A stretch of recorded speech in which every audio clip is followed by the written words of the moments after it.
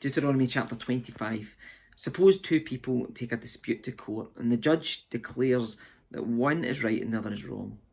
If the person in the wrong is sentenced to be flogged, the judge must command him to lie down and be beaten in his presence, with a number of lashes appropriate to the crime. But never give more than 40 lashes. More than 40 lashes would publicly humiliate your neighbour. You must not muzzle an ox to keep it from eating as it treads out the grain. If two brothers are living together on the same property and one of them dies without a son, his widow may not be married to anyone from outside the family. Instead, her husband's brother should marry her and have intercourse with her to fulfil the duties of a brother-in-law. The first son she bears to him will be considered the son of the dead brother, so that his name will not be forgotten in Israel.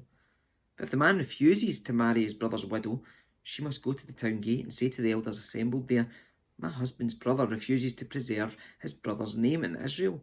He refuses to fulfil the duties of a brother-in-law by marrying me." The elders of the town will then summon him and talk with him.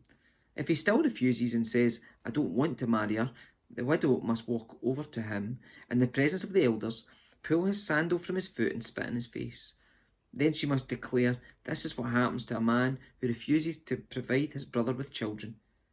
Even afterwards in Israel, his family will be referred to as the family of the man whose sandal was pulled off. If two Israelite men get into a fight, and the wife of one tries to rescue her husband by grabbing the testicles of the other man, you must cut off her hand. Show her no pity. You must use accurate scales when you weigh out merchandise, and you must use full and honest measures. Yes, always use honest weights and measures, so that you may enjoy a long life in the land the Lord your God has given you. All who cheat with dishonest weights and measures are detestable to the Lord your God.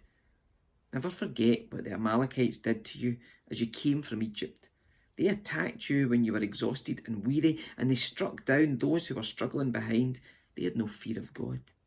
Therefore, when the Lord your God has given you rest from all your enemies in the land he has given you as a special possession, you must destroy the Amalekites and erase their memory from under heaven.